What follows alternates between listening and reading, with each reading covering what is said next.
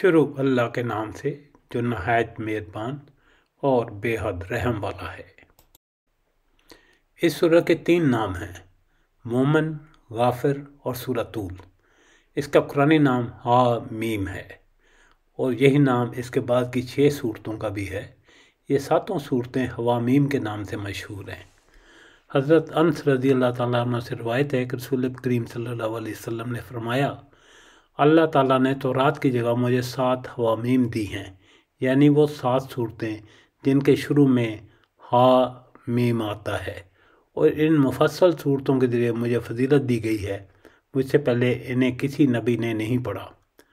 حضرت ابن عباس رضی اللہ تعالیٰ عنہ فرماتے ہیں، ہر چیز کا ایک مغز ہوتا ہے اور قرآن کا مغز حامیم صورتیں ہیں۔ حضرت انس رضی اللہ تعالیٰ سے ہی روایت ہے کہ رسول پاک صلی اللہ علیہ وسلم نے فرمایا، حوامیم قرآن کا دیباج یعنی رخسار ہے۔ ایک حدیث صلی اللہ علیہ وسلم ہے جس نے صبح کے وقت سورہ مومن کی پہلی 3 آیتیں الہ المصیر تک اور آیت الکرسی کی تلاوت کی، وہ شام تک اللہ کی حفاظت میں آ گیا، اور جس نے ان کی شام کے وقت تلاوت کی وہ صبح تک حفاظت میں آ گیا۔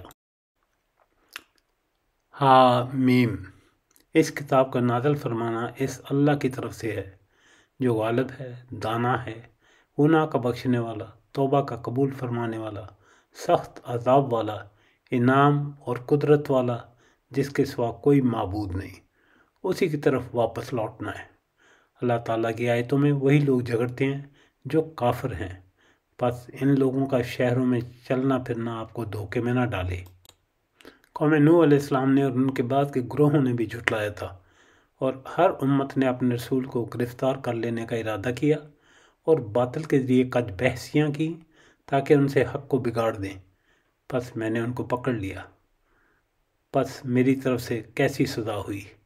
اور اسی طرح آپ کے رب کا حکم کافروں پر ثابت ہو گیا کہ وہ دوزخی ہیں۔